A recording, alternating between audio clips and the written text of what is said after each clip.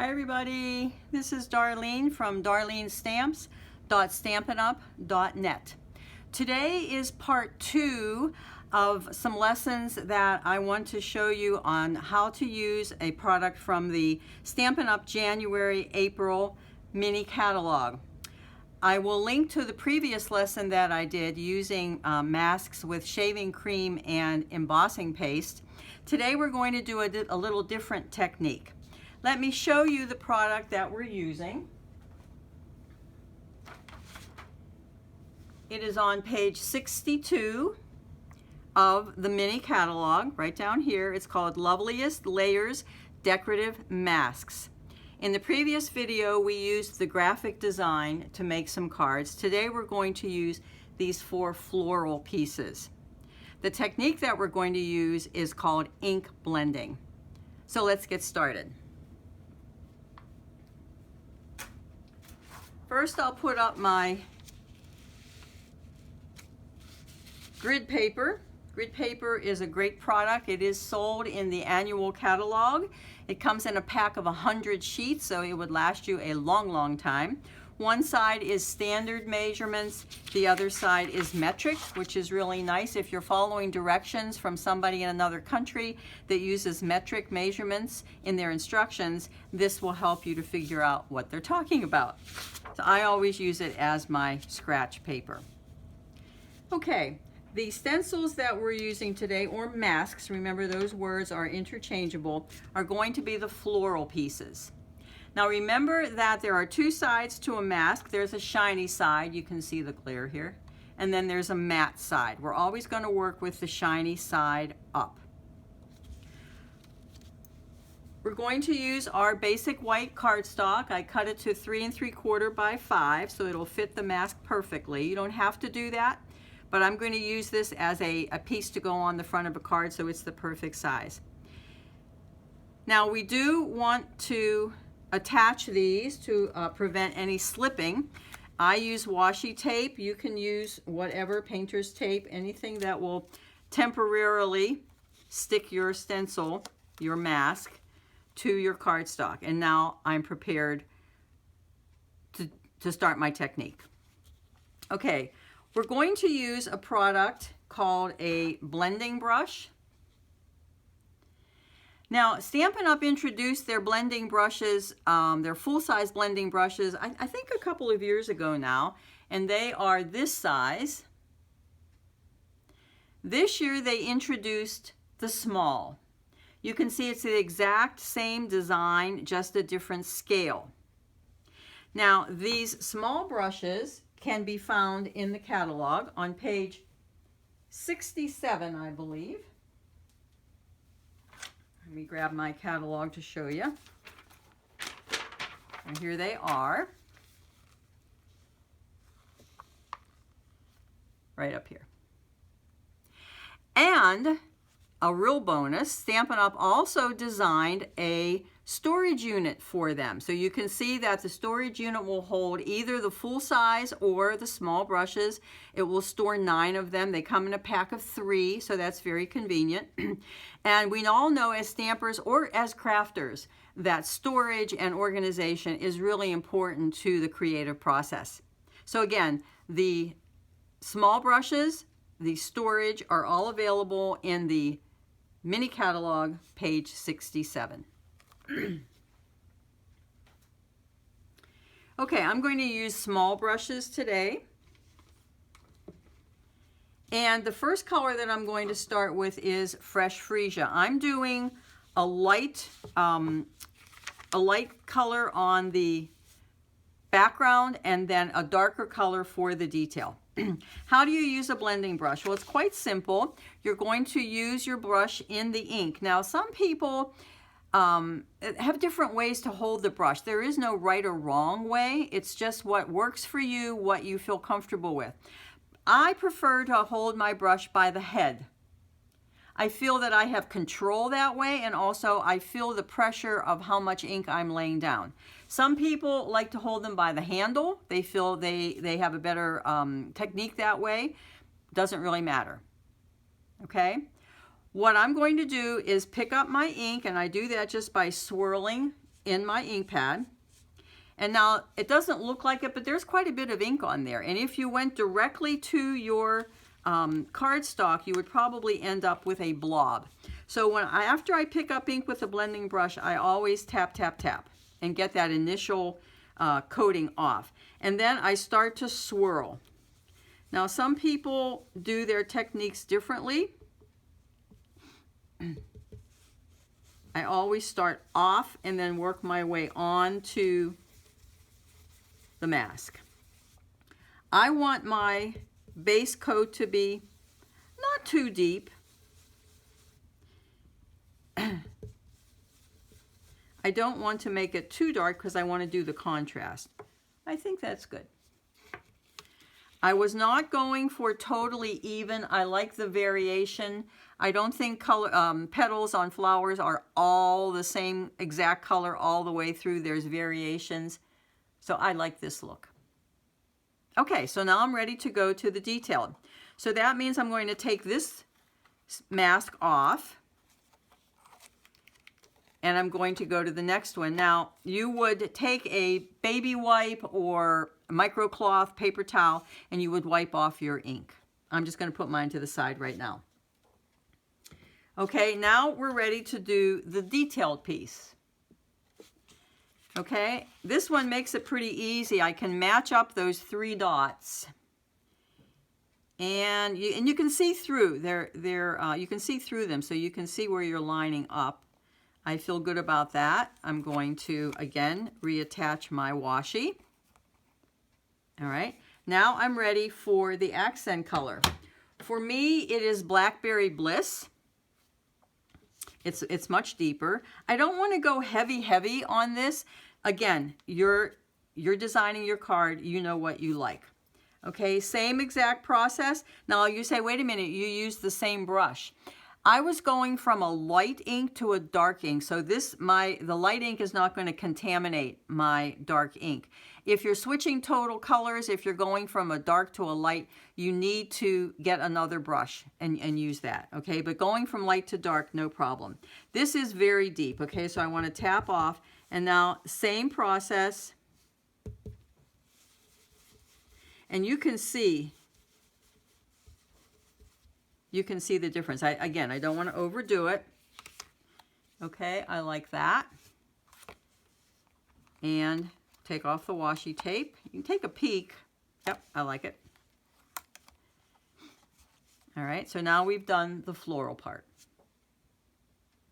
Okay, now we're ready to do our leaves.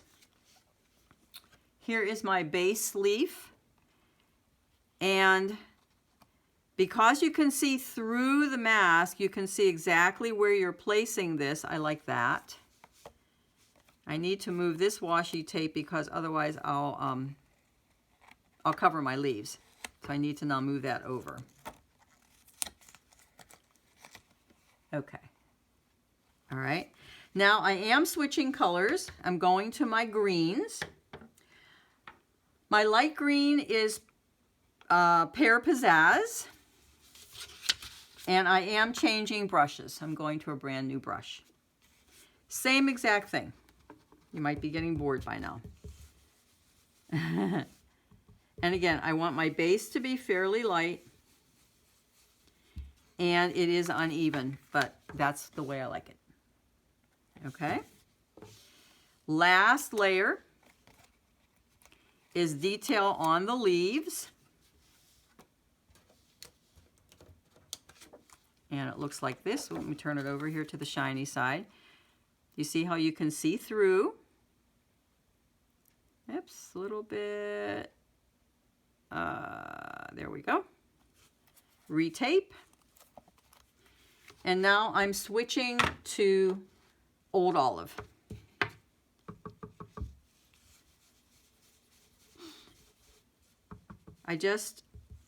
I really can feel how hard I'm pressing by holding the head, so that's the technique that works for me. Okay, let's see what we've done here in 4 easy steps. There you go. It makes it look like you've done some very fancy stamping, some very fancy layering, and really all you've done is just used 4 different layers of the mask. And there you have it. Now I would finish this with a small greeting. I'm just going to do a hello, very simple. I'm going to do it in my Blackberry Bliss. Sorry for my head. There we go. Okay, now this is perfectly fine to put on a card base right now. Let me show you the colors that I've chosen. I've chosen Old Olive for my mat, and Blackberry Bliss, I love this color, for my card base. And there you have a perfectly fine card. However, if you want to add some interest, it's always good to add interest, a little bit of texture, something to kind of step it up a little bit. What I chose to do with this is I chose to use an embossing folder. We have many, many embossing folders in our catalogs. This one that I chose is called Time Worn. It's really nondescript. You can see there's nothing there that you can identify as a word, as a shape. It's just a bunch of stuff. Okay, which is perfect because you don't want something that's very specific. So I would just put my my focal point in my embossing folder, run it through whatever machine you have at home, and what comes out is this. I don't know if, there, you can see the texture there. Do you see the texture? It's really pretty. It doesn't take away from all of your beautiful technique, but it adds interest, texture, without a lot of weight. And so then I would put that on my card. And let me show you a finished one. Here's a finished one. See if I can, there's the texture. But you'll notice one other thing on here, and this is something that I have done in a previous video. You see my little colored pearls. Remember that you can color our rhinestones and our white pearls. There they are. And when you buy them, they come in a variety of sizes. With our Stampin' Blends, these are our alcohol, oops, upside down, Stampin' Blends alcohol markers. They totally cover our pearls and our rhinestones. And so that is the custom color accent that's on here. Okay, so again, this is layered masks. Let me show you one other tip on card design. Here I have a card that I've done. This time I did it in blues and greens, and a Just For You. And I would put this on a mat of our textured shimmer cardstock. This is a new product that's also in the mini. And then my base for this is Old Olive. I like it. But again, I look at it and I think, what can I do with the white space? Sometimes when you stamp an image or you do a front piece, it's like there's something missing. I don't know what it is. I want to add a little more design to it. And so I want to show you a really, really easy technique to do that with. There's my card front. I am going to use what I call a blobby stamp. Now, I want to show you, this is a current stamp set, and it's a floral. Obviously, you have your florals. This is two-step stamping. You have your words. So if you were looking at this stamp set, those are the things that would draw your attention. But I want to draw your attention to this, okay? My term, not technical, is a blobby stamp because it literally is a bunch of blobs. And it's very easy to overlook that kind of a stamp in a stamp set. Let me show you another example. Here's a set called Forever Fern. It's a beautiful, beautiful leaf set. Again, here is the blobby stamp. One last one. Painted Poppies. Two blobby stamps in this set. One here, one here. These are much bolder, so they might be a little bit too much, but you get the idea. So what do we do with blobby stamps? Let me show you.